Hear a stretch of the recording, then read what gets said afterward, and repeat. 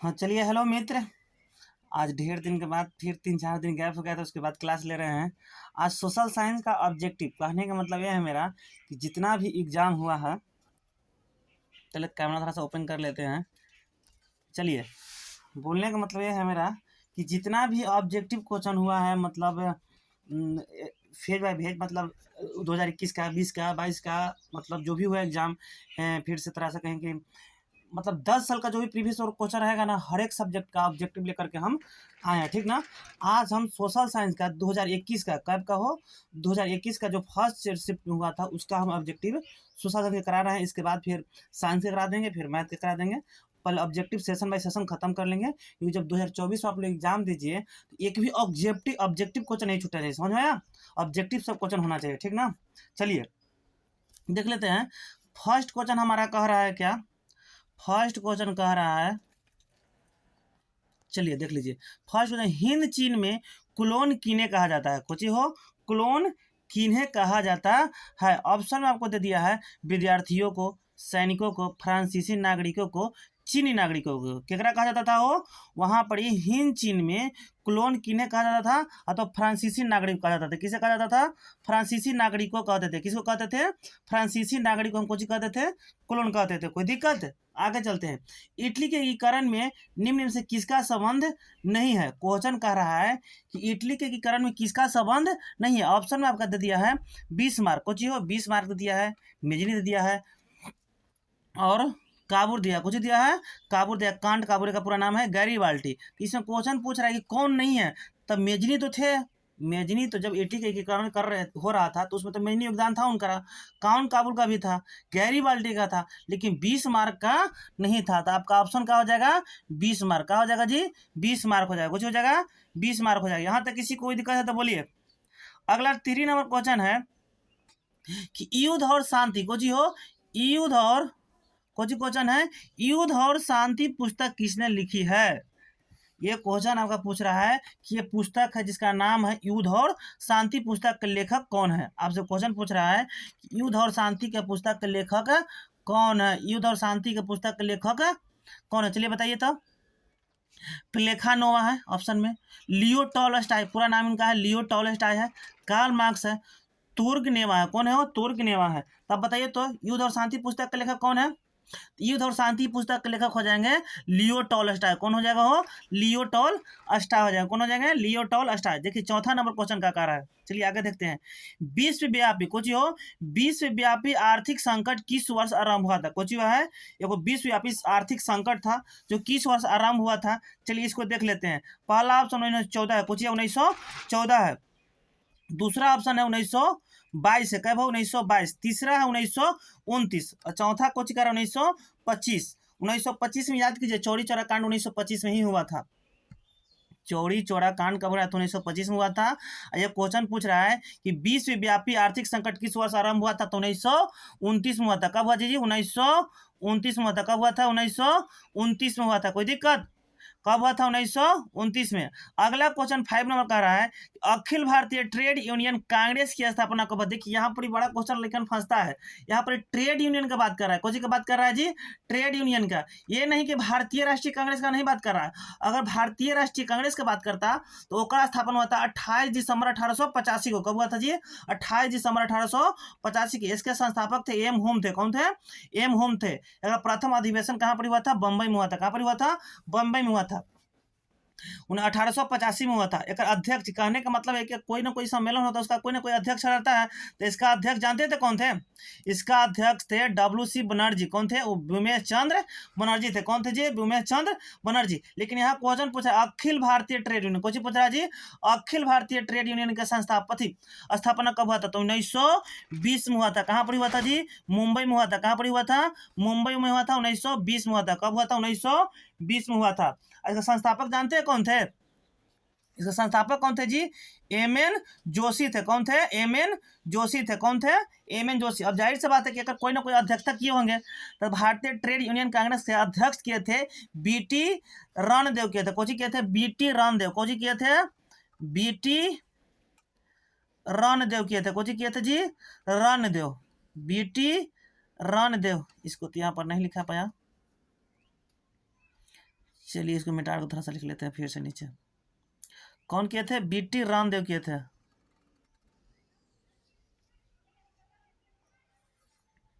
कौन किए थे? बीटी रणदेव। कौन किए थे? रणदेव। बीटी रामदेव किए थे। कौन किए थे? वो बीटी रामदेव। ये अधिवेशन कहाँ पर हुआ था? तो मुंबई में हुआ था। कहाँ पर हुआ था? वो मुंबई में किया। अगर संस्थापक कौन थे? तो एम.एन. जोशी थे। कौन थे? एम.एन. जोशी। और कब हुआ था? तो 1920 में हुआ था। कब हुआ था जी? 1920 में हुआ था। कब हुआ था? 1920 में हुआ था। अखिल भारतीय ट्रेड यूनियन कांग्रेस की स्थापना कब हुआ था? 1920 में हुआ था। कहाँ पर हुआ था? तो मुंबई में हुआ था। एक संस्थापक कौन थे? और तो संस्थापक एम.एन. जोशी थे।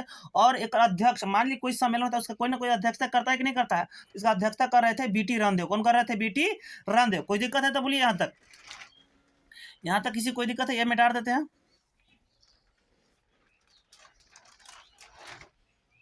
चलिए अगला क्वेश्चन है हमारा कि भारतीय समाचार पत्रों को मुखीदाता के रूप में भारत के कौन गवर्नर जनरल विख्यात हैं? यही ना क्वेश्चन कह रहा है कि भारतीय समाचार पत्रों को, जी हो, भारतीय समाचार पत्रों के मुखीदाता के रूप में भारत के कौन गवर्नर जनरल विख्यात हैं? आपका ऑप्शन दिया है Lord Lytton, Lord Wellesley, Lord William Bentinck, Charles Metcalfe. कौन हो? Charles Metcalfe. अब बताइए कि कौन सा इसमें आंसर होगा। कमेंट बॉक्स में आप लोग मैसेज कर सकते हैं, ठीक ना। तो आपका हो जाएगा, इसका आंसर कुछ हो जाएगा जी, लॉर्ड विलियम बेंटिंक हो जाएगा। कौन हो जाएगा? Lord William Bentinck. Lord William Bentinck कौन हो जाएगा? लॉर्ड विलियम बेंटिंक हो जाएगा। कौन हो जाएगा? Lord William Bentinck. भारतीय समाचार पत्रों के मुक्तिदाता के रूप में भारत के कौन गवर्नर जनरल विख्यात हैं? तो William Bentinck, Lord William Bentinck. अब बताइए, नमक कानून तोड़ने के लिए गांधी जी ने कौन सा स्थल चुना था? बड़ा बढ़िया क्वेश्चन है, ऑब्जेक्टिव में बार बार ये तो प्रीवियस ईयर क्वेश्चन है, मतलब 2-3 बार पूछा गया है। तब क्वेश्चन पूछा है कि नमक कानून तोड़ने के लिए, कुछ तोड़ने के लिए हो, नमक कानून तोड़ने के लिए गांधी जी ने कौन सा स्थल चुना है? बम्बई है, दांडी है, सूरत है, दिल्ली है। अब बताइए इसमें कौन सा ऑप्शन होगा, बताइए था जल्दी। बम्बई है, दांडी है, सूरत है और दिल्ली है। नमक कानून तोड़ने के लिए गांधी जी ने कौन सा स्थल चुना था? तो दांडी था। कौन था जी? दांडी था। कौन था? दांडी था। कोई दिक्कत? कौन था जी? दांडी था। चलिए 7 नंबर क्वेश्चन हो गया ना, दांडी तक। चलिए 8 नंबर क्वेश्चन से देख लेते हैं।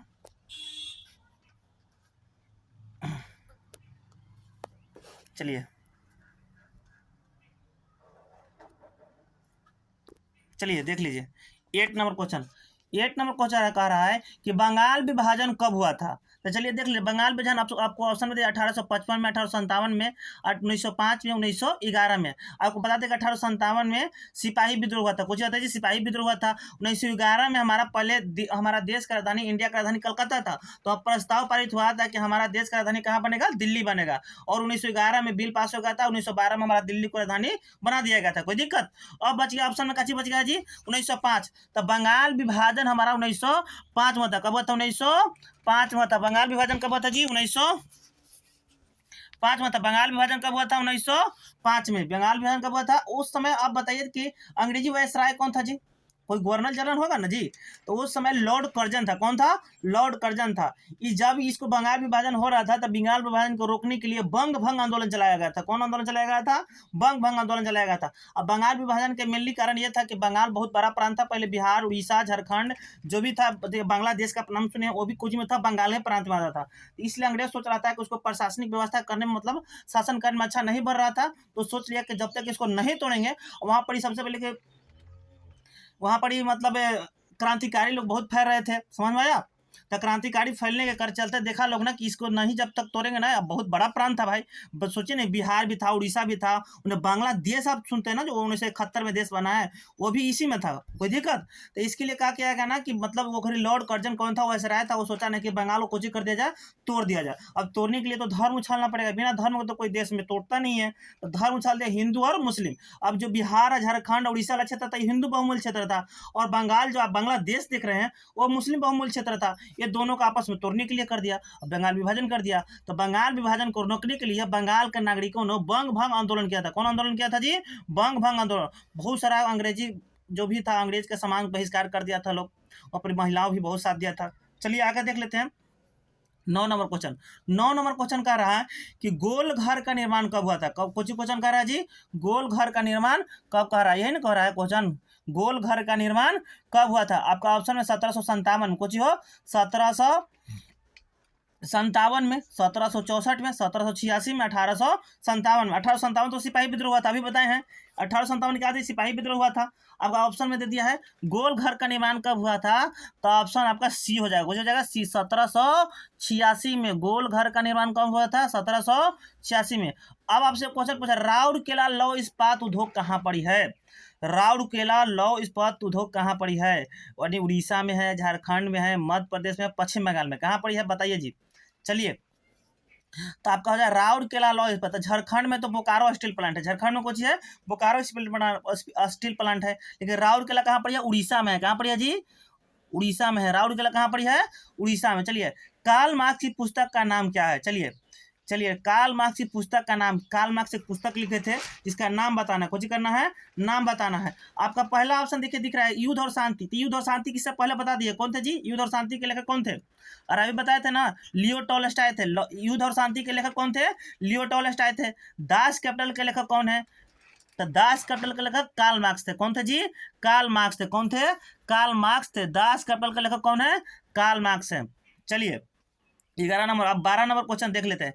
भारत में महिलाओं के लिए 50% आरक्षण की व्यवस्था निम्नलिखित में से किस संस्था में की गई है। कहने का मतलब है कि लोकसभा के इलेक्शन होता है तो उसमें महिला के लिए 50% आरक्षण रहता है, कि राज्यसभा के इलेक्शन होता है तो होता है, कि पंचायती राज व्यवस्था में होता है, कि राज्य विधानसभा में होता है। मतलब ये आपको बताना है, समझ में आया, आपको बताना है कि कौन सा इलेक्शन में, ये कहाँ से आ जा रहा है, कौन सा इलेक्शन जब हुआ था ना उसमें महिलाओं के लिए, मतलब सॉरी कहाँ बोल दिए जी, हाँ, भारत में महिलाओं के लिए 50% आरक्षण की व्यवस्था। कहने का मतलब कि आरक्षण देने के लिए किस व्यवस्था में, कहने का मतलब लोकसभा में, कि राज्यसभा में, कि पंचायती राज व्यवस्था में, कि राज्य विधानसभा में। तो ये आपका ऑप्शन हो जाएगा पंचायती राज व्यवस्था में। कोची में हो, पंचायती राज व्यवस्था में महिलाओं के लिए, कोची के लिए हो, महिलाओं के लिए, कोची के लिए, महिलाओं के लिए सीट आरक्षण था। कोची था, सीट आरक्षण था। जैसे आपका पंचायती वगैरह में इलेक्शन नहीं होता है, देखिए कोई कोई सीट पर जैसे महिला ही उस पर इलेक्शन लड़ सकती है, जेंट्स उस पर नहीं लड़ सकता है,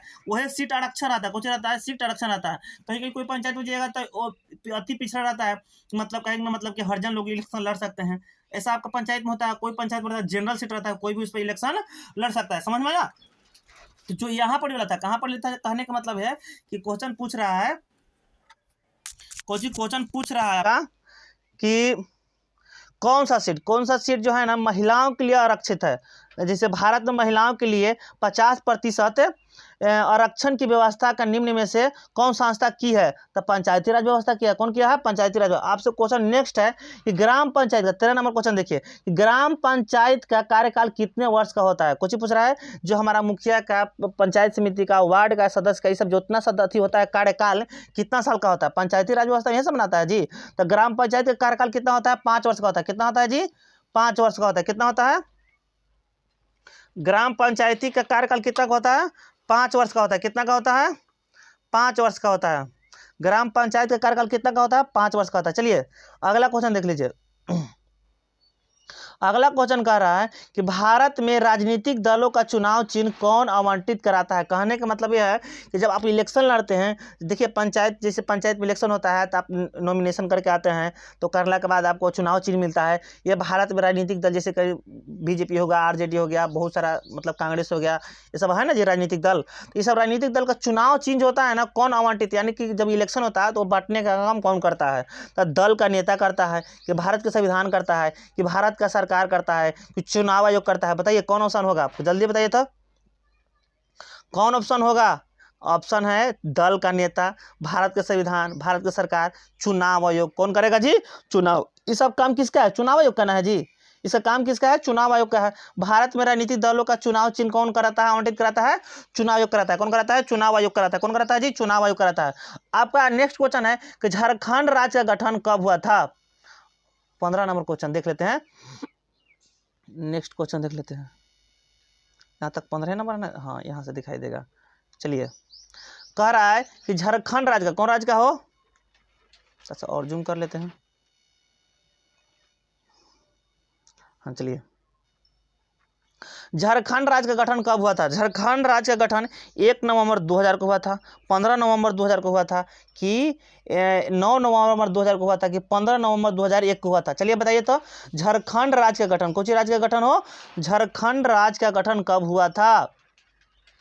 कहाँ से आ जा रहा है जी बार बार?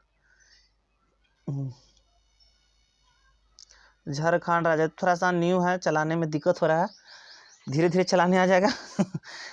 चलिए, झारखंड राज्य का क्वेश्चन पूछ रहे थे ना, कैवा नंबर क्वेश्चन, यह ना क्वेश्चन पूछ रहे थे 15 नंबर, कि झारखंड राज्य का गठन कब हुआ था? तो 15 नवंबर 2000 को हुआ था। कब हुआ था जी? 15 नवंबर 2000 को हुआ था। झारखंड राज्य का गठन कब हुआ था?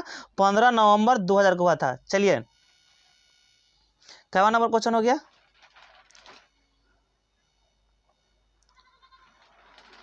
झारखंड राज्य का नेक्स्ट क्वेश्चन देख लेते हैं। ये कैवा तक है? ये तो 15 तक हो गया। चलिए 16 से देख लेते हैं, कुछ देख लेते हैं जी 16 से।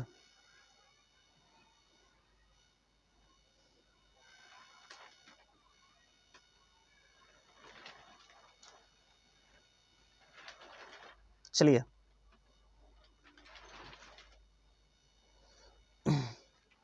चलिए देखिए क्या क्वेश्चन कर रहा है, मार कर किधर गया। चलिए, भारतीय संविधान की 8वीं अनुसूची में कितनी भाषाओं को स्थान दिया गया है? पहले आप अनुसूची की संख्या बताइए। अनुसूची कै गो है? 12 गो है। अनुसूची कै गो है जी? 12 गो। जब हमारा संविधान निर्माण हो रहा था, कुछ हो रहा था, जब संविधान निर्माण हो रहा था, तो उस समय हमारा मतलब 8वीं अनुसूची में कै गो भाषा था? तो 14 भाषा था। क्या भाषा था जी? 14 भाषा है। अभी वर्तमान में देखिएगा तो 8वीं अनुसूची में क्या भाषा है? 22 भाषा है। क्या भाषा है जी? 22 भाषा है। अगला क्वेश्चन देखिए 17 नंबर, भारत में किस प्रकार की शासन प्रणाली है? भारत में किस प्रकार की शासन प्रणाली है? संघीय और अध्यक्षीय है, कि संघीय और संसदीय है, कि एकात्मक और अध्यक्षीय है, कि एकात्मक और संघीय है? तो हमारे भारत में जो शासन प्रणाली है वो संघीय और संसदीय है। कुछ है जी? संघीय। संघ मतलब केंद्र शासित होता है, केंद्र होता है। कुछ होता है जी? केंद्र। संसदीय मतलब संसदीय क्षेत्र होता है कि नहीं होता है? अरे संसद हम लोग जैसे कहने का मतलब है कि अलग अलग संसदीय क्षेत्र होता है कि नहीं होता है?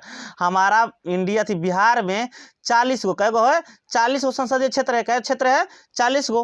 कोई दिक्कत? भारत में पहला नगर निगम कहाँ बनाया गया था? भारत में 18 नंबर क्वेश्चन कर रहा है कि भारत में पहला नगर निगम कहाँ बनाया गया था? पटना में, मद्रास में, चेन्नई में, कि नागपुर में, कि बम्बई में? तो हमारा पहला भारत में नगर निगम बनाया गया था मद्रास में। कहाँ पर ही हो? मद्रास, चेन्नई में बनाया गया था। कोई दिक्कत?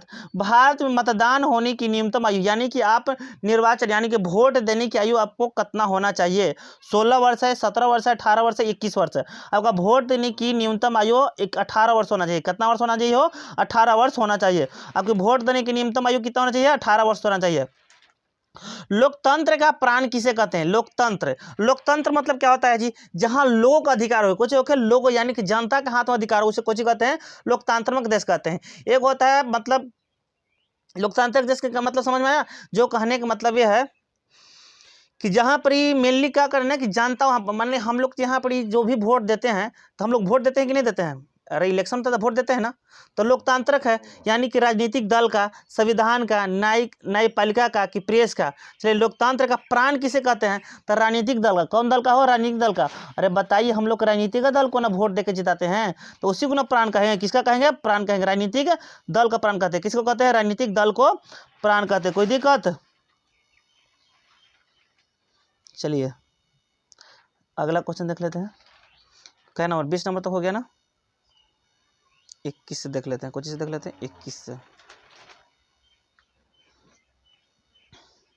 चलिए 21 नंबर क्वेश्चन, निम्नलिखित में से कौन रबी फसल है? अब पहले रबी फसल कौन फसल हो? रबी फसल के बारे में हम लोग बात कर लेते हैं। रबी फसल होता क्या है? कोई दिक्कत? देखिए, रबी फसल कहने का मतलब यह है कि रबी जिसमें भूसा का नाम सुने हैं? भूसा, जैसे जौ दमिएगा तो भूसा निकलेगा, गेहूं दमिएगा तो भूसा निकलेगा। निकलेगा कि नहीं निकलेगा? फिर से कुछ भी दाम होते हैं आप लोग, जो बूट हो गया, खेसारी हो गया, इस समय भूसा निकलता है ना जी। तो जिससे भूसा निकलेगा वो क्या हो गया? रबी फसल हो गया। कुछ हो गया? रबी फसल हो गया। जिससे भूसा नहीं निकलता, जैसे कहने का मतलब है कि आप गेहूं दमिएगा तो उससे तो भूसा निकलेगा, भूसा निकलेगा नहीं, धान धोएगा तो धान से भूसा निकलता है, धान को तो पीट कर अलग निकाला, उससे बिचारी निकलता है, अलग निकलता है। अब आगे का जूट, जूट को धो के निकाला जाता है जी, जूट धो के नहीं निकलता है। जवाड़ हो गया, जबड़ा, जबड़ा उसको से तो भूसा नहीं निकलता है, लेकिन गेहूं से कुछ से गेहूं से भूसा निकलता है, कुछ निकलता है, गेहूं से भूसा निकलता है, तो कुछ है रबी फसल। ये जो तीन आपको दिखाई दे रहा है ये खरीफ फसल, कौन फसल है? खरीफ फसल है। समझ में आया? चलिए आपसे क्वेश्चन पूछ रहा है अगला कि पूर्व मध्य रेलवे का मुख्यालय कहाँ स्थित है? पूर्व मध्य रेलवे का मुख्यालय कहाँ स्थित है? तो ये पूर्व मध्य रेलवे का जैसे मुख्यालय कोलकाता हो गया, नई दिल्ली हो गया, हाजीपुर, मुंबई, तो आपको बताना है इसमें से कि कहाँ पड़ी है, तो हाजीपुर में। कहाँ पड़ी है वो? हाजीपुर में। आपसे पूछा जाए कि मतलब पूर्व मध्य रेलवे का मुख्यालय, मुख्यालय मतलब होता है ना कि जोन, तो 17 जोन में हमारा बांटा गया। हमारा जो मतलब इंडिया में कितना जोन है? 17 जोन है। अगर अनुमंडल की बात कीजिएगा तो 73 अनुमंडल है, 73 या हाँ 73 12 72 73 अनुमंडल है, शायद 73 या 78 ऐसी आसपास कुछ है, मतलब एग्जैक्ट नहीं आता है। लेकिन जोन की बात कीजिएगा तो 17 है। कितना जोन है जी? 17 है। और अनुमंडल का एक हो 73 या 78 ऐसी कुछ की 72 गो है। यह तीन को वेरी कर रहा है, ध्यान से उतर गया। 73 गो अनुमंडल है, ठीक ना। चलिए बिहार का शोक किस नदी को कहा जाता है? बिहार का शोक किस नदी को कहते हैं? जैसे गंगा हो गया, कोसी हो गया, गंडक हो गया, सोन हो गया, तो बिहार का शोक हम शोक यानी कि कोसी नदी को कहते हैं। किसको कहते हैं? कोसी नदी को कहते हैं। निम्नलिखित खनिज को कोडरमा, कोडरमा कहाँ पर पड़ता है? बिहार में पड़ता है, बिहार कर रहे हैं, सॉरी झारखंड में पड़ता है। कहाँ में पड़ता है? निम्नलिखित खनिजों में से कोडरमा एक जिला है, कुछ जिला है, किससे संबंधित है? किससे? जैसे ऑक्साइड उत्पादन से, खनिज ये सब है, अभ्रक से, लौह से, तांबा से, कुछ से है जी। तो कोडरमा जो है ना कुछ से है, अभ्रक से, कुछ से है, अभ्रक से, कोडरमा कुछ से है, अभ्रक से है। तो सो कोडरमा के बारे में आप लोग बता देते हैं। कोडरमा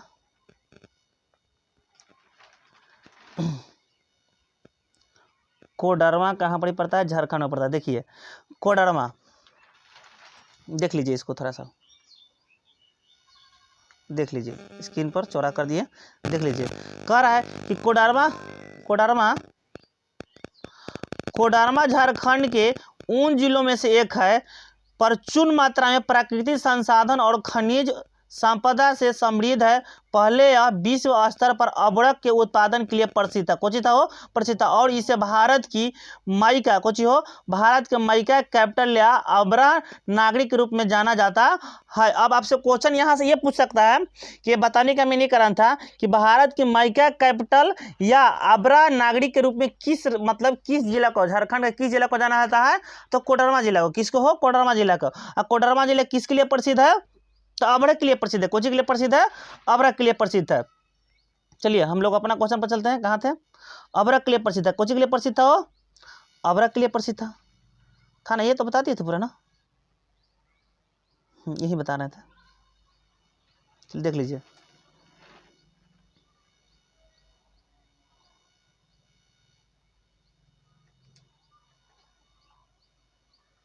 चलिए यही क्वेश्चन था। चलिए यहाँ से आगे हैं। कहाँ पर क्वेश्चन था? निम्नलिखित खनिज में कोडरमा किसके लिए प्रसिद्ध था जी? अभ्रक के लिए प्रसिद्ध था। कोई दिक्कत? चलिए निम्नलिखित में से कौन कृषि पर आधारित नहीं है? कहने का मतलब है कि कौन सा उद्योग है जो कृषि पर आधारित नहीं है, जो कृषि से उसको लाभ नहीं होता है? चीनी उद्योग है। चीनी कैसे बनता है जी? गन्ना से बनता है। गन्ना उसको दीजिएगा, उससे मतलब कुछ बनाएगा, चीनी बनाएगा, कुछ बनाएगा चीनी, गन्ना से। कागज उद्योग, कागज उद्योग भी बनता है, उससे भी मतलब पत्ता वगैरह कैसे तो बनाता है कागज, बात अलग है। वस्त्र उद्योग, वस्त्र भी मतलब जाता है, कपास वगैरह खेती होता है, जूट वगैरह, रेशम वगैरह से होता है कि नहीं होता है? कृषि पर आधारित है। लेकिन सीमेंट उद्योग, कुछ सीमेंट उद्योग कभी देखे हैं कि सीमेंट की खेती किया गया है? कृषि करके सीमेंट उगाया गया है। तो सीमेंट का चीज़ से बनाया जाता है जी? सीमेंट मेनली आपका बना जाता है गिट्टी से। कुछ से गिट्टी, जो प्राकृतिक संसाधन, कहने का मतलब कि कृषि संसाधन नहीं है, कहने का मतलब ये कि पत्थर वगैरह आता है, झारखंड वगैरह में गिट्टी का, सीमेंट का बहुत ज़्यादा निर्माण होता है। और फिर गिट्टी को उसको क्रेशर आता है, क्रेशर मशीन आता है, उसमें पीसा जाता है, पीस के थोड़ा जो बुकनी हो जाता है उसे कोची कहते हैं, उसी को तो सीमेंट बनाया जाता है। मेनली गिट्टी से, कोची से हो गिट्टी से सीमेंट बनाया जाता है। तो कह रहा है निम्न से कौन कृषि पर आधारित नहीं है? तो चीनी उद्योग तो है, कागज उद्योग है, वस्त्र उद्योग है, लेकिन सीमेंट उद्योग नहीं है। अब आपसे पूछ रहा है कि लौह अयस्क, कोची हो लौह अयस्क कैसा अयस्क है? नवीनकरणीय संसाधन है कि अनवीनकरणीय संसाधन है कि जैव संसाधन है कि मानवकृत संसाधन है? कोची है जी? मानवकृत संसाधन। आपको बताना है कि लौह अयस्क कैसा संसाधन है। चलिए बताइए तो आप। लौह अयस्क कैसा संसाधन है आपको बताना है। अब आपको देख रहे नवीनकरणीय संसाधन और अनवीनकरणीय संसाधन, ये दो चीज हम आपको पहले बता देते हैं कि नवीनकरणीय क्या होता है, अनवीनकरणीय क्या होता है।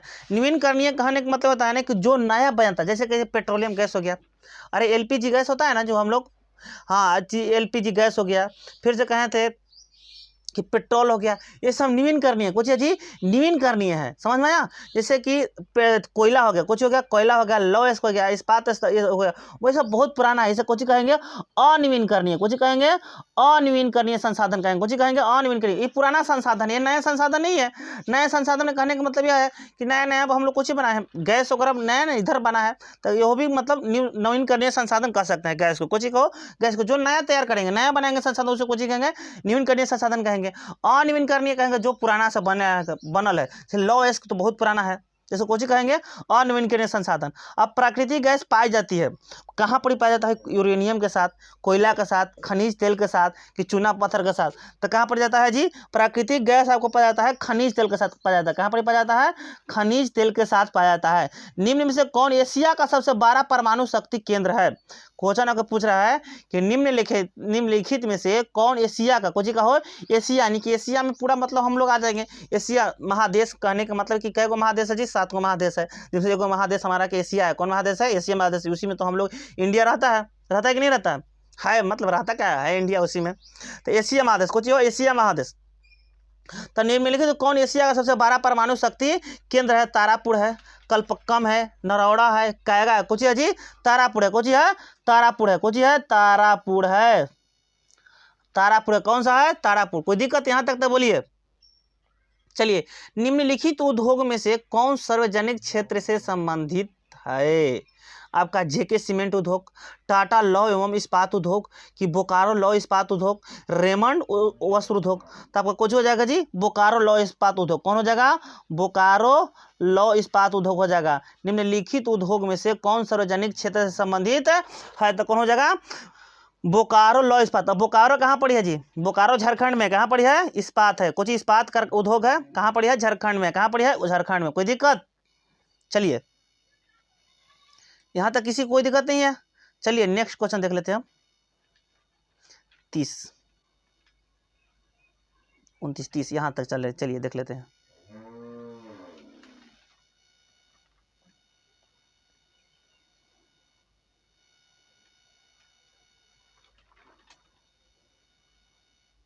चलिए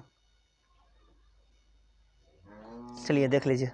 30 नंबर क्वेश्चन कह रहा है कि फाल्ट विशेष आर्थिक क्षेत्र कहाँ स्थित है। फाल्ट है वो, इसका चौथा नंबर ऑप्शन कट गया ना हो, देखिए देखिए देखिए रुकिए, सॉरी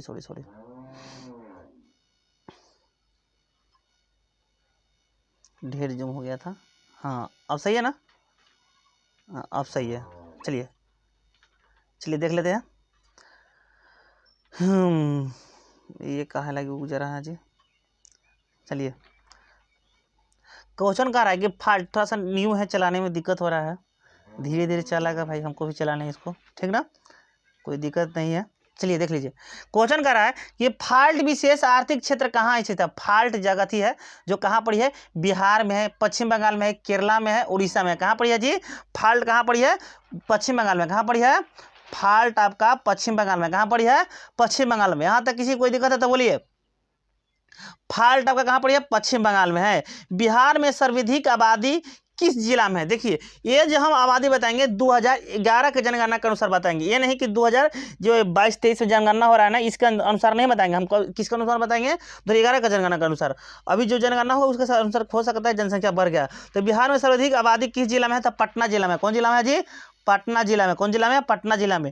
विश्व व्यापार संगठन का मुख्यालय कहाँ पड़ी है, Geneva, Paris, New York, Washington DC. कहाँ पड़ी है, वाशिंगटन डीसी अमेरिका में पड़ता है। कहाँ पर पड़ता है, अमेरिका में पड़ता है। जिनेवा आपको पड़ता है स्विट्जरलैंड में पड़ता है। कहाँ पर पड़ता है जी, जिनेवा पड़ता है, स्विट्जरलैंड की राजधानी है। किसका राजधानी है, स्विट्जरलैंड की राजधानी है। और वहीं पर विश्व व्यापार संगठन का मुख्यालय कुछ है, मुख्यालय। आपसे क्वेश्चन पूछेगा कि विश्व व्यापार संगठन का मुख्यालय कहाँ पर है, जिनेवा है। और जिनेवा कहाँ पर है, स्विट्जरलैंड की राजधानी है। स्विट्जरलैंड की राजधानी कुछ है, जिनेवा ही है। कोई दिक्कत, तो आपसे क्वेश्चन में भी पूछ सकता है कि विश्व व्यापार संगठन का मुख्यालय कहाँ पर है, तो स्विट्जरलैंड में। कहाँ पर है, स्विट्जरलैंड में। और जिनेवा ऑप्शन में नहीं रहेगा तो कुछ मरिएगा, स्विट्जरलैंड मरिएगा। कहाँ से स्विट्जरलैंड की राजधानी कहाँ पर है, जिनेवा में। कोई दिक्कत दिक्कत।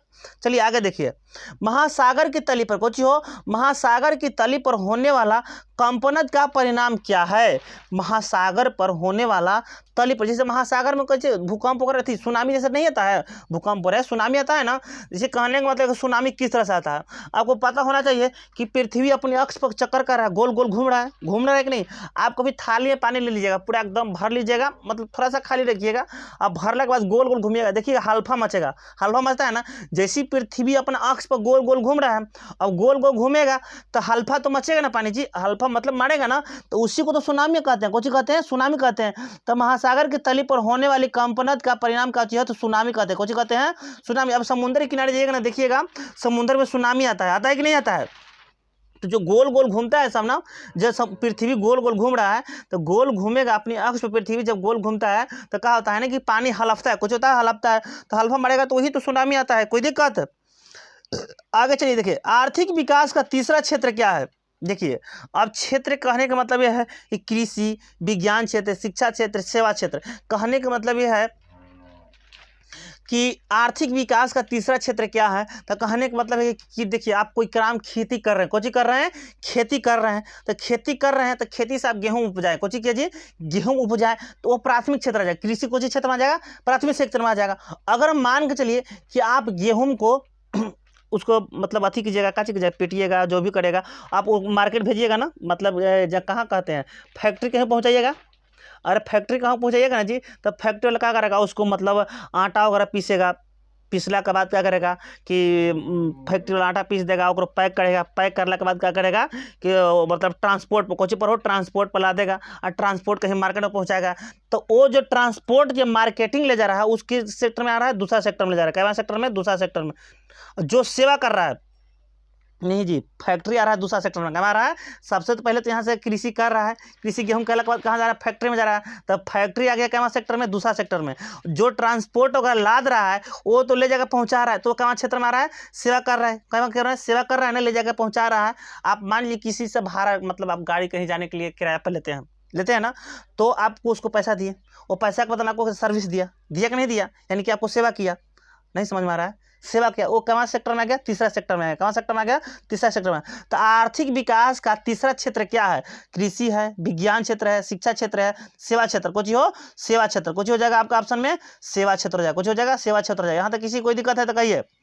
सुदूर स्वदेशी उपग्रह यानी कि रिमोट सेंसिंग उपग्रह का उपयोग होता है। देखिए कहने का मतलब यह है कि ऑप्शन में आपको दे दिया है दूर संचार के लिए, मौसम विज्ञान के लिए, दूरदर्शन के लिए, कि संसाधनों की खोज के लिए। कहने का मतलब यह है कि कहीं कहीं आप सुने होंगे कि पृथ्वी के अंदर यहाँ पर पेट्रोलियम है, कुछ ये पेट्रोलियम है, ये कहीं कहीं मिला, यहाँ पर ये चीज़ खनिज पदार्थ मिला है, यहाँ पर बॉक्साइड मिला है, यहाँ पर एल्युमिनियम मिला है, यहाँ पर लोहा मिला है, यहाँ पर सोना मिला है। तो उसके लिए डायरेक्ट अब जाके खोदने नहीं ना लगेगा, और अब बिना पता करने की कोई चीज़ से पता करेगा ना कि हाँ भी यहाँ पर कोई जमीन के अंदर या पृथ्वी के अंदर कोई चीज़ है, तो उसके लिए किसी से पता करते हैं जी, तो सुदूर स्वदेशी उपग्रह से। कोई चीज़ जी, यानी कि इसका नाम है रिमोट सेंसिंग उपग्रह। कोई चीज़ रहता है रिमोट सेंसिंग उपग्रह, यानी कि संसाधनों की खोज के लिए, कोई चीज़ खोज के लिए हो, संसाधनों की खोज के लिए किसका प्रयोग करते हैं, रिमोट सेंसिंग उपग्रह। कोई चीज़ का हो, रिमोट सेंसिंग उपग्रह। चलिए मानव जनित आपदा, कहने का मतलब यह है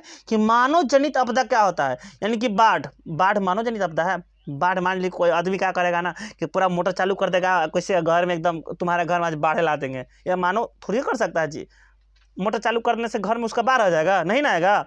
भूकंप आज रुको तुमको हम घर में भूकंप ला देते हैं, मानो के करने से भूकंप आ जाएगा। आतंकवाद तो मानो ही फैलाता है बाबू, ये कैसे हम भूल जाए। आतंकवाद कौन फैलाता है जी, मानव फैलाता है। सुनामी तो समुद्र में आता है, क्या मानव सुनामी फैला देगा? तो आपको क्वेश्चन कह रहा है कि मानव जनित आपदा है, तो कौन सी है, आतंकवाद है। कौन सी है, आतंकवाद तो मानव ही फैलाता है, आप लोग आतंकवाद फैलाते हैं जी। पढ़ने जाइएगा, अच्छा लाल पेड़ हरियर करिएगा, तो आतंकवाद है ना, है आतंकवाद है कि नहीं है जी।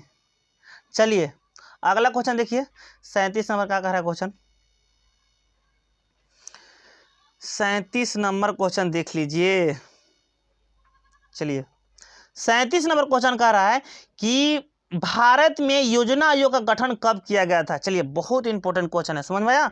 भारत में, चलो खूब बढ़िया से इसके बारे में बता देते हैं। भारत में योजना आयोग का गठन कहा जाए यानी कि तब 15 मार्च 1950 को किया गया था। कब किया गया था? 15 मार्च 1950 को किया गया था। इसका अध्यक्ष होता है, कुछ होता है, अध्यक्ष होता है, प्रधानमंत्री होता है। कौन होता है? प्रधानमंत्री होता है। योजना आयोग का अध्यक्ष कौन होता है? प्रधानमंत्री होता है। तो बताइए कि हमारा भारत के सबसे प्रथम प्रधानमंत्री कौन थे? जवाहरलाल नेहरू थे। तब बताइएगा कि आपका से क्वेश्चन फिर नेक्स्ट क्वेश्चन कभी पूछ सकता है आपसे कि योजना आयोग का प्रथम अध्यक्ष कौन थे? तब प्रधानमंत्री हमारा नरेंद्र जी थे। कुछ नाम है, जवाहरलाल नेहरू थे। कौन थे? जवाहरलाल नेहरू थे। प्रथम प्रधानमंत्री कौन थे? पंडित जवाहरलाल नेहरू थे ना। योजना आयोग का अध्यक्ष होता है, प्रधानमंत्री होता है। इसको कहा किया गया 2014 में। कब हो? 2014 में 13 अगस्त 2014 को इसका नाम बदल के नीति आयोग कर दिया गया। कुछ कर दिया गया, नीति आयोग कर दिया गया। अब प्रथम नीति आयोग का अध्यक्ष कौन थे? इसका भी अध्यक्ष तो प्रधानमंत्री रहता है। तो 2014 में याद कीजिए नरेंद्र मोदी प्रधानमंत्री बने थे। कौन बने थे? नरेंद्र मोदी। तो नीति आयोग का अध्यक्ष कौन हो गया? तो प्रथम नीति आयोग का अध्यक्ष पूछेगा तो नरेंद्र मोदी हो जाएगा। कुछ हो जाएगा, नरेंद्र मोदी जाएगा। कैसे? योजना आयोग का गठन 1950 में हुआ था, 2014 में इसको नाम बदल दिया था। कुछ कर दिए थे, नाम बदल कर योजना आयोग की जगह पर नीति आयोग ला दिए। कुछ ला दिए, नीति आयोग ला दिए। कुछ ला दिए हो, नीति आयोग। कच लाए, नीति आयोग ले। आपसे क्वेश्चन पूछा है कि भारत में योजना आयोग का गठन कब हुआ था, कब किया गया था? तो 15 मार्च 1950 को। कब हो? 15 मार्च 1950 को। भारत में योजना आयोग का गठन कब किया गया था? 15 मार्च 1950 को। इसको नाम बदलकर 13 अगस्त 2014 को बदलकर योजना आयोग की जगह पर नीति आयोग रख दिया गया था। कुछ रख दिया गया था, नीति आयोग रखा गया था। और नरेंद्र मोदी बदले थे। कैसे? 2014 में लोकसभा का इलेक्शन हुआ था और प्रधानमंत्री नरेंद्र मोदी ही बने थे। तो इसका बताए थे कि योजना आयोग चाहे नीति आयोग का अध्यक्ष कौन होता है? प्रधानमंत्री होते हैं। कौन होता है जी? प्रधानमंत्री। यहाँ तक किसी कोई दिक्कत है तो बोलिए। भारत की वित्तीय राजधानी किस शहर को कहा जाता है? भारत की वित्तीय यानी कि पैसा वाला राजधानी किसे कहते हैं? आप जानते हैं कि हमारा भारत की राजधानी तो ऐसे दिल्ली है। कहाँ पड़ी है? दिल्ली है। लेकिन वित्तीय राजधानी कहाँ पड़ी है जी? मुंबई है। कहाँ पड़ी है? मुंबई है। यहाँ तक किसी को कोई दिक्कत है तो बोलिए। यहाँ तक किसी को कोई दिक्कत है तो बोलिए। यहाँ तक किसी को कोई दिक्कत है तो बोलिए। क्या नंबर क्वेश्चन हो गया जी? 38 नंबर हो गया ना। चलिए 38 39 नंबर क्या नंबर क्वेश्चन देखिए। 39 नंबर क्वेश्चन देख लेते हैं। 39 नंबर क्वेश्चन देख लेते हैं। चलिए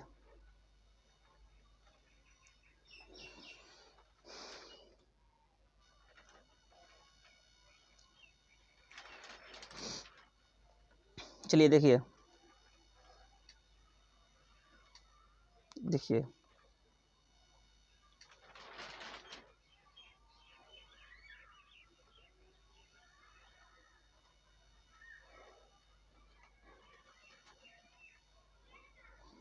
चलिए देख लीजिए 39 नंबर क्वेश्चन।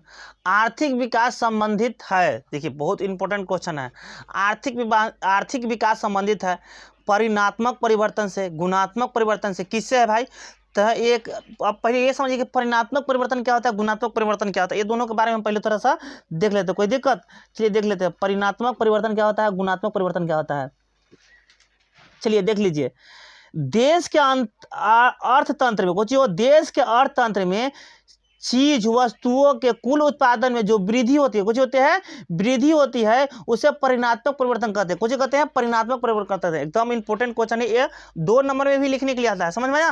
तो यही लिखिएगा देश के अर्थतंत्र में। कुछ हो देश के अर्थतंत्र में चीज वस्तुओं के कुल उत्पादन, कुछ हो कुल उत्पादन में जो वृद्धि होता है उसे हम परिणात्मक परिवर्तन कहते हैं। जैसे कि जमीन, पूंजी, श्रम, निवेदन शक्ति, जैसे कि उत्पादन के संसाधनों की पूर्ति में वृद्धि। अब गुणात्मक परिवर्तन रह गया। कुछ बच गया जी? गुणात्मक परिवर्तन देख लेते हैं। गुणात्मक परिवर्तन किसे कहते हैं? देखिए गुणात्मक परिवर्तन क्या है? इस परिवर्तन में व्यक्ति का विकास होता है। कुछ का व्यक्ति का विकास होता है। कुछ होता है इस परिवर्तन में व्यक्ति का विकास होता है और उसमें आश्रित होने के स्थान पर स्वशासन, कुछ हो स्वशासन की भावना विकसित होती है। कुछ होता है स्वशासन की भावना विकसित होती है। यह परिवर्तन का सामने आते हैं और अपेक्षित अस्थायी प्रकृति क्या होती है? विकास में मात्रात्मक, कुछ हो मात्रात्मक परिवर्तन के साथ ही गुणात्मक परिवर्तन को शामिल किया जाता है। कोई दिक्कत? यहां तक किसी कोई दिक्कत है तो चलिए बोलिएगा, यहाँ तक किसी कोई दिक्कत है? चलिए देखिए, यहाँ तक किसी कोई दिक्कत नहीं ना जी? चलिए देख लेते हैं। ये मिटाने पड़ता है जी, बार बार काज नहीं कहाँ से चलता है। चलिए देख लीजिए। देखिए क्वेश्चन कह रहा था कि आर्थिक विकास संबंधित परिणात्मक परिवर्तन और गुणात्मक परिवर्तन दोनों बता दिए, तो आपका ए और बी दोनों हो जाएगा। कुछ हो जाए आर्थिक विकास संबंधित किसे है? परिणात्मक परिवर्तन से भी है और गुणात्मक परिवर्तन से भी, दोनों आपको बता दिए हैं। उसको स्क्रीनशॉट ले लीजिएगा, समझ में? जब उसको पढ़ा रहे थे ना, तब जाकर उसको स्क्रीनशॉट कर सकते हैं, कोई दिक्कत? बैक कर लीजिएगा फिर से और स्क्रीनशॉट उसको कर लीजिएगा। भारत में उपभोक्ता संरक्षण कानून कब लागू किया गया था? उपभोक्ता माने, समझ रहे हैं ना? भारत में उपभोक्ता संरक्षण कानून कब लागू किया था? 1968 में, 1986 में, 1984 में, 1976 में। कब किया गया था जी? 1986 में किया गया था। भारत में उपभोक्ता कानून कब लागू किया गया था? 1986 में लागू किया गया था। कब किया गया था? 1986 में लागू किया गया था, कोई दिक्कत? भारत में उपभोक्ता कानून कब लागू किया गया था? 1986 में। कब किया गया था? 1986 में लागू किया गया था। कब लागू किया गया था? 1986 में, कोई दिक्कत? चलिए, निम्नलिखित में से क्या नई आर्थिक नीति का अंग नहीं है? कौन सा है जना? निम्नलिखित में से कौन नई आर्थिक नीति का अंग नहीं है? जैसे कि निजीकरण हो गया, वैश्वीकरण हो गया, राष्ट्रीयकरण हो गया, उदारीकरण हो गया। देखिए निजीकरण का मतलब क्या होता है पहले समझ लेते हैं। निजीकरण कहने का मतलब है कि नरेंद्र मोदी देखिए अपना जो एयर इंडिया है उसको बेच दिए, वो निजीकरण कर दिए। कुछ कर दीजिए, निजीकरण कर दिए। टाटा रतन के हाथे बेच दिए हैं, तो निजीकरण कहता है। कुछ कहता है, तो वो मतलब कहने का मतलब ये है, क्वेश्चन पूछ रहा है कि निम्न से क्या आर्थिक नीति नहीं है? तो आर्थिक रूप कहने का मतलब ये है कि ये जो पैसा आएगा वो तो अर्थव्यवस्था में जाएगा, और नरेंद्र मोदी जो बेचे वो तो भारत के राजकीय कोष जो भी मतलब पैसा जहाँ पर हो जमा करेंगे वहाँ पर जाएगा। वो अपना देश के विकास के लिए कहीं लगाएंगे नहीं लगाएंगे भारत के। और कुछ वैश्वीकरण भी कोची है जी? वैश्वीकरण नई आर्थिक नीति है, नई आर्थिक नीति नहीं है। और उदारीकरण भी नई आर्थिक नीति है। राष्ट्रीयकरण कह रहे हैं, कुछ कह रहे हैं राष्ट्रीयकरण तो बहुत पहले ही से होते आ रहा है। जब हमारा देश आज़ाद हुआ है उसी घड़ी से राष्ट्रीयकरण हो रहा है, उससे पहले भी राष्ट्रीयकरण हुआ था कि नहीं हुआ था? तो कहने का मतलब यह है कि निम्नलिखित में से क्या आर्थिक नीति का अंग नहीं है? नई आर्थिक नीति का अंग नहीं है, तो राष्ट्रीयकरण नहीं है। कुछ नहीं है वो, राष्ट्रीयकरण नहीं है। भारत में करेंसी नोट कौन जारी करता है? वित्त विभाग करता है कि वाणिज्यिक बैंक करता है कि रिजर्व बैंक करता है कि इनमें से कोई नहीं करता है? तो करेंसी नोट आपका भारतीय रिजर्व बैंक करता है, यानी कि आरबीआई करता है। कौन करता है जी? आरबीआई करता है, ठीक ना? किसने कहा मुद्रा वह है जो मुद्रा का कार्य करती है? कौन करती है जी? मुद्रा वह है जो मुद्रा का कार्य करती है। किसने बोला था? किसने कहा था कि मुद्रा वह है जो मुद्रा का कार्य करती है? किसने बोला था बताइए तो? किसने कहा था कि मुद्रा वह है जो मुद्रा का कार्य करती है? कोलन बर्न, नैब कहा था कि सेलिंगमैन कहा था कि हार्टले विदर्स कहा था? किसने कहा था जी? तो हार्टले विदर्स कहा था। किसने कहा था? हार्टले विदर्स कहा था। भारत की आर्थिक व्यवस्था कैसी है? पूंजीवादी है, समाजवादी है, साम्यवादी है कि मिश्रित है? कैसी है जी? तो भारत की अर्थव्यवस्था मिश्रित अर्थव्यवस्था। कैसी है? मिश्रित अर्थव्यवस्था। भारत की अर्थव्यवस्था कैसी है? मिश्रित अर्थव्यवस्था। कैसी है जी? मिश्रित अर्थव्यवस्था। भारत की अर्थव्यवस्था कैसी है? मिश्रित अर्थव्यवस्था। कैसी है जी? मिश्रित अर्थव्यवस्था। भारत की अर्थव्यवस्था कैसी है? यहां तक किसी कोई दिक्कत है तो बोलिए। भारत की अर्थव्यवस्था कैसी है? मिश्रित अर्थव्यवस्था है। अगला क्वेश्चन देखिए, विकासशील देश में कार्यशील जनसंख्या अधिकांशतः संलग्न रहता है। कोची में जी? कृषि क्षेत्र में, औद्योगिक क्षेत्र में, सेवा क्षेत्र में से, इनमें से सभी। कोची में हो? इनमें सभी। 45 नंबर क्वेश्चन कोची हो जाएगी? आंसर कोची होगा? कहने का मतलब है कि विकासशील देश में कार्यशील जनसंख्या अधिकांश संलग्न रहता है। कोची में हो? सेवा क्षेत्र में। कोची में रहता है? सेवा क्षेत्र में। कोई दिक्कत? निम्न में से कौन बहुराष्ट्रीय कंपनी है? Ford Motors, Samsung, Coca Cola, बताइए। इसमें से कहने बहुराष्ट्रीय कहने का मतलब है ना कि बहुत सारा मतलब उसका मतलब मार्केटिंग फैला हो। तो फोर्ड मोटर्स का भी तो फैला भी है, सैमसंग का भी फैला, एक देश से विदेश, मतलब एक थोड़ी सैमसंग खाली इंडिया में ही व्यापार करता है, चीन में भी करता है, अमेरिका में भी करता है, पाकिस्तान में भी करता है, बहुत सारे देश में करता है कि नहीं करता? अब फोर्ड मोटर्स है वो भी तो खाली इंडिया में नहीं ना करता है, और देश में करता है। कोको कोला है खाली इंडिया में थोड़ी बेचता है, और जगह बेचता है। तो इनमें से सभी हो जाएगा। कुछ हो जाएगा जी? इनमें से सभी हो जाएगा। कहने का मतलब है कि बहुराष्ट्रीय कंपनी बहुत सारा देश में व्यापार करे उसे कुछ कहते हैं बहुराष्ट्रीय कंपनी कहते हैं। कुछ कहते हैं बहुराष्ट्रीय कंपनी कहते हैं। तो एक इंडिया में खाली व्यापार तो नहीं करता, हर एक देश में घूम के व्यापार करता है, तो इसे कुछ कहते हैं बहुराष्ट्रीय कंपनी कहते हैं। तो कोको कोला भी बहुत सारा देश में बेचता है, सैमसंग भी बहुत सारा देश में मोबाइल वगैरह बेचता है, फोर्ड मोटर्स भी कार आता है इसका, फोर्ड मोटर्स का। चलिए, निम्नलिखित में से कौन छोटे पैमाने उद्योग है? चीनी उद्योग। चीनी उद्योग छोटा पैमाना है, बहुत बड़ा पैमाना है, समझ में आया? कागज उद्योग। कागज उद्योग छोटा है। कागज यानी कि बहुत सारा कागज के सारा सबसे पहले 100 ईस्वी में चीन हुआ था। कब हुआ था जी? 100 ईस्वी में चीन हुआ था। भारत में हम लोग इसको 13वीं शताब्दी में मतलब भारत में कागज का प्रचलन स्टार्ट हुआ था। ये सबसे पहले कागज का आविष्कार कहाँ पर हुआ था? चीन में हुआ था। कहाँ पर हुआ था? चीन में। चलिए, खिलौना उद्योग। कोची हो? खिलौना एक छोटा छोटा है, जैसे मार्केटिंग में खिलौना बेचने के लिए तो छोटा छोटा उद्योग मतलब लगा के अपना कर लेता है, कर लेता है कि नहीं कर लेता है जी? तो क्वेश्चन ये तो पूछ रहा था, निम्नलिखित में से कौन छोटा पैमाने उद्योग है? तो खिलौना उद्योग। कौन उद्योग हो? खिलौना उद्योग। कौन उद्योग? खिलौना उद्योग। कोई दिक्कत? कोई दिक्कत है तो बोलिए, कौन उद्योग है? खिलौना उद्योग है। कौन उद्योग है जी? खिलौना उद्योग है। कोई दिक्कत? चलिए, अगला क्वेश्चन देखिए, भारत का प्रथम तेल शोधक कारखाना स्थित है मथुरा में, बरौनी में, डिगबोई में, गुवाहाटी में। कहाँ पड़ी है जी? डिगबोई में। कहाँ पड़ी है? डिगबोई में। भारत का प्रथम तेल शोधक कारखाना डिगबोई में, जिसका स्थापना 1901 ईस्वी में किया गया था। कब किया गया था? 1901 ईस्वी में। और डिगबोई कहाँ पड़ी? असम में। कहाँ पड़ी है? असम में। कोई दिक्कत? तो भारत का प्रथम तेल शोधक कारखाना 1901 ईस्वी में डिगबोई में स्थापना किया गया। डिगबोई कहाँ पड़ी पड़ता है? असम में पड़ता है। कहाँ पड़ी पड़ता है जी? असम में। एक समाजवादी अर्थव्यवस्था में कुछ है, एक समाजवादी अर्थव्यवस्था में,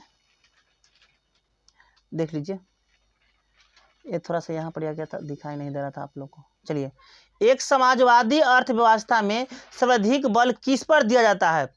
आर्थिक स्वतंत्रता पर, उत्पादन कुशलता पर, अधिकतम लाभ अर्जित पर, लोक कल्याण पर। कुछ पर हो तो एक समाजवादी अर्थव्यवस्था में, यानी कि समाजवादी कर कुछ कर रहा है, समाजवादी अर्थव्यवस्था में सर्वाधिक बल दिया जाता है लोक कल्याण पर। कुछ पर हो? लोक कल्याण पर दिया जाता है। कुछ पर दिया जाता है? लोक कल्याण पर दिया जाता है। भारतीय योजना आयोग के प्रथम अध्यक्ष कौन थे? देखिए, क्वेश्चन आ गया, याद कीजिए। योजना आयोग का गठन कब हुआ था? कब हुआ था जी? पीछे बताए थे ना, 1950 को हुआ था। कब हुआ था? 1950 को हुआ था। इसको नाम बदल कर 13 अगस्त 2014 को योजना आयोग की जगह पर नीति आयोग कर दिया गया था। कुछ कर दिया गया था? नीति आयोग कर दिया गया था। जब नीति आयोग किया गया था, उसका प्रधानमंत्री अध्यक्ष होते हैं। कुछ होता है? प्रधानमंत्री अध्यक्ष होते हैं। तो जब 2014 में प्रधानमंत्री कौन थे? नरेंद्र मोदी थे। तो योजना आयोग की जगह पर कुछ हो गया था? नीति आयोग हो गया था। लेकिन प्रथम जो योजना आयोग लागू हुआ था, उस समय प्रधानमंत्री कौन थे? तो पंडित जवाहरलाल नेहरू थे। कौन थे? पंडित जवाहरलाल नेहरू थे। तब भारतीय योजना आयोग के प्रथम अध्यक्ष कौन थे? पंडित जवाहरलाल नेहरू थे। हम आपको पीछे बताएं कि नहीं बताए हैं? इसी तरह से आपका यह 50 क्वेश्चन हो गया है। अब नेक्स्ट वीडियो में मतलब और लेके एक शिफ्ट में तो 80 क्वेश्चन आता है, जिसमें से आपको 40 क्वेश्चन बनाने दिख रहा था सोशल साइंस में। समझ में आया? यहीं तक रहने देते हैं, बड़ी लंबा हो गया वीडियो, ठीक ना? 47 मिनट के आसपास हो गया है। आप लोग थोड़ा सा ये चैनल को सब्सक्राइब कर लीजिए, थोड़ा सा शेयर कर लीजिए। यहाँ पर जितना ऑब्जेक्टिव हर एक सब्जेक्ट का करने का मतलब है कि 6 मतलब होता है, इंग्लिश का भी ले लिया जाएगा, इंग्लिश का भी ऑब्जेक्टिव करा देंगे, सब्जेक्टिव भी पढ़ा रहे हैं, ठीक ना? सब्जेक्टिव चैप्टर पढ़ाएंगे। लेकिन पहले सोच लेगा, लेकिन का डिमांड था कि सर ऑब्जेक्टिव करें। ऑब्जेक्टिव बहुत सारा क्वेश्चन छूट जाता है, समझ में आया? ऑब्जेक्टिव तो पता ही नहीं चलता है, तो ऑब्जेक्टिव लेकर के हम आए हैं प्रीवियस ईयर क्वेश्चन। समझ में आया? आप प्रीवियस ईयर ही क्वेश्चन आता है, समझ में? इससे ज़्यादा क्वेश्चन नहीं पूछता है प्रीवियस। आप तो थोड़ा बहुत बुक वगैरह पढ़ ही रहे हैं। प्रीवियस अगर आपको यहाँ पर 80 क्वेश्चन है तो 80 का 80 क्वेश्चन ही यहाँ से लड़ेगा, समझ में आया? और जिसमें से आपको 40 बनाना है, आपको चूज करना पड़ेगा कौन बनाए। भाई हमको तो 80 आ रहा है, समझ में आया? इतना बता दिया जाएगा यहाँ पर। चलिए, आज का सेशन यहीं पर समाप्त करते हैं। कोई दिक्कत? यहाँ तक किसी कोई प्रॉब्लम है तो बोलिएगा। यहाँ तक किसी को कोई प्रॉब्लम नहीं ना भाई? थोड़ा सा चैनल को सब्सक्राइब कर लीजिएगा, शेयर कर लीजिएगा, समझ में आया? चलिए, okay, thank you, all the best.